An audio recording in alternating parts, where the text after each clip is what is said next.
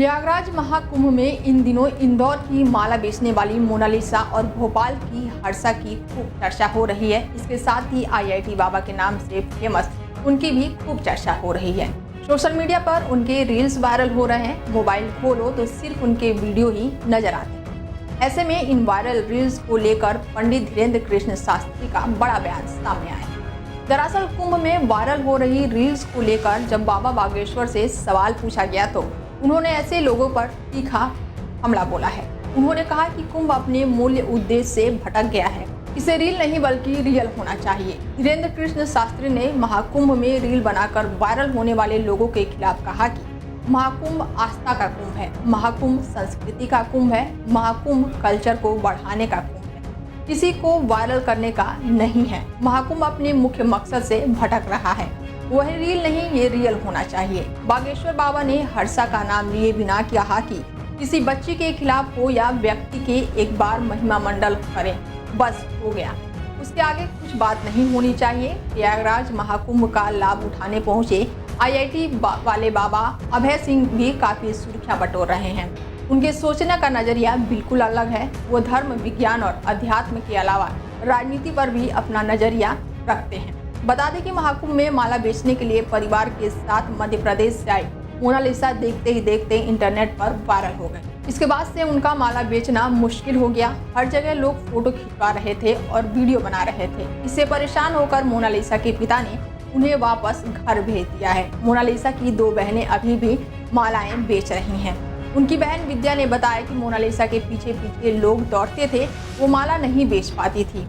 इससे परेशान होकर उनके पिता ने उसे वापस मध्य प्रदेश भेज दिया है। प्रयागराज के महाकुंभ मेले में आध्यात्मिक और भक्ति के बीच एक साधारण माला विक्रेता अपने अप्रत्याशित आकर्षण से लोग पीछे चले जा रहे थे। मोनालिसा ने अपनी खूबसूरती और खास अंदाज के चलते महाकुंभ 2025 से इंटरनेट पर तहलका मचा दिया है। हालांकि अपनी खूबसूरती के चलते उसे महाकुंभ 2025 छोड़कर वापस लौटना पड़ा। वो इंदौर से अपने परिवार के साथ माला बेचने आई थी, लेकिन अपने काम पर ध्यान देने की वजह लोग उसके रूप और रंग पर मोहित हो गए।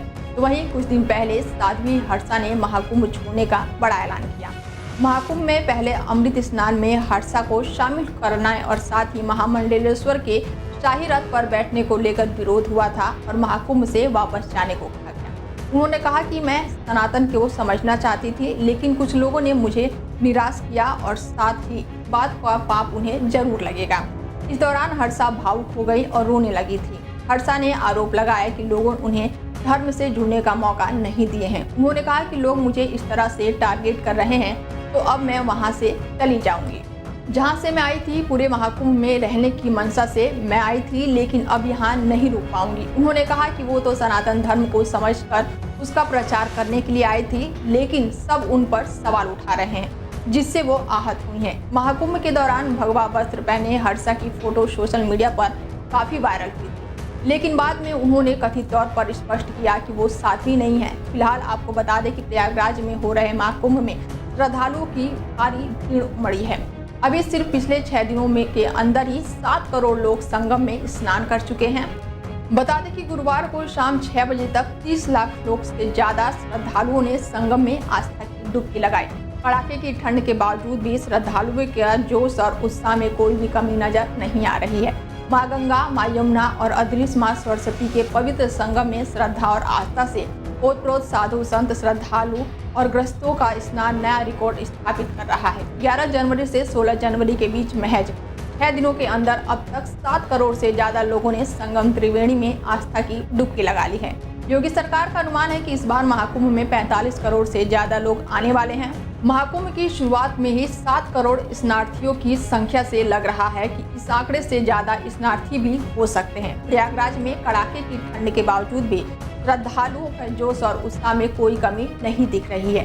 पूरे देश और दुनिया से पवित्र त्रिवेणी में श्रद्धा और आस्था के साथ डुबकी लगाकर पुण्य प्राप्त करने के लिए श्रद्धालु प्रतिदिन लाखों की संख्या में प्रयागराज पहुँच रहे हैं। फिलहाल इस खास पेशकश में मेरे साथ इतना ही। देश दुनिया की तमाम बड़ी खबरों के लिए देखते रहिए Del 24 भारत।